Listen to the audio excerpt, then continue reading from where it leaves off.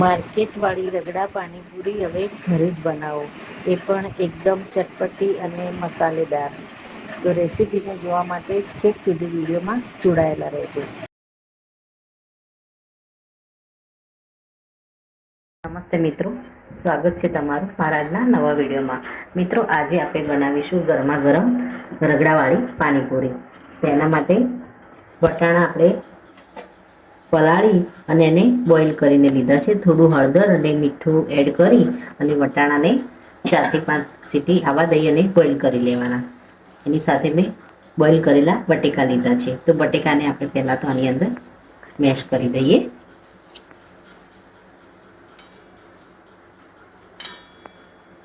મિત્રો, બટેકાને આપણે રગડાની સાથે મેશ કરી લીધા છે. હવે આપણે આની અંદર મસાલા કરીશું. તો સૌથી પહેલા તો આપણે લીલા મરચાં કટિંગ કરેલા આપણે આની અંદર એડ કરી દઈશું. ત્યારબાદ શેકેલું જીરું એને આપણે ક્રશ કરીને લીધું છે, એ લઈ લઈશું.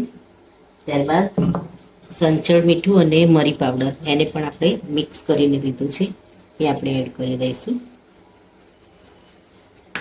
ત્યારબાદ ગરમ મસાલો આપણે એડ કરીશું. બધું સારી રીતે આપણે મિક્સ કરી દઈશું. થોડો આપણે ક્રશ કરેલો પુદીનો આપણે લઈ લઈશું.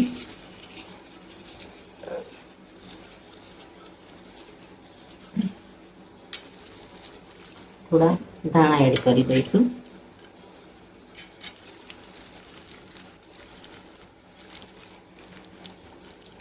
મિત્રો, રગડાનો મસાલો સરસ એવો મિક્સ કરી દીધો છે. થોડું આપણે લીંબુ નીચોવી દઈશું.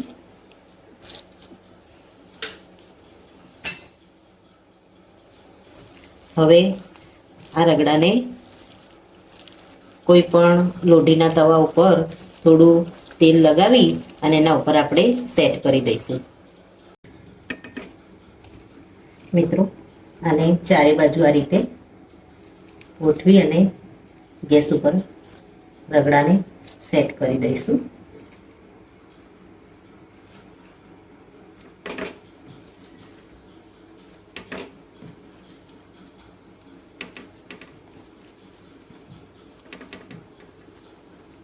મિત્રો, ઉપર આપણે થોડી ડુંગળી એડ કરી દઈશું.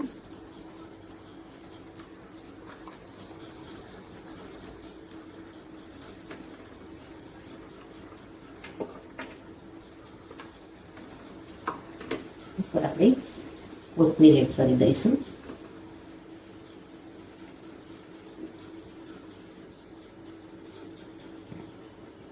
વચ્ચે આપણે પાણી એડ કરી દઈશું.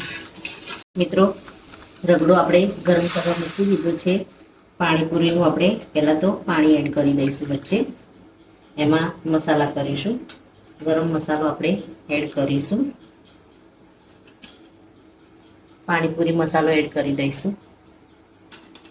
મરચું આપણે એડ કરીશું.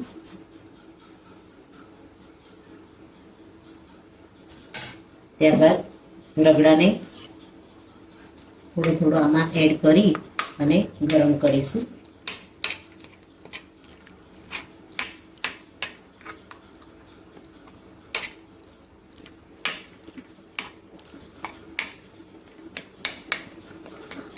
સરસ એવો રગડો ગરમ થઈ જાય એટલે આપણે પાણીપુરીમાં ભરી દઈશું.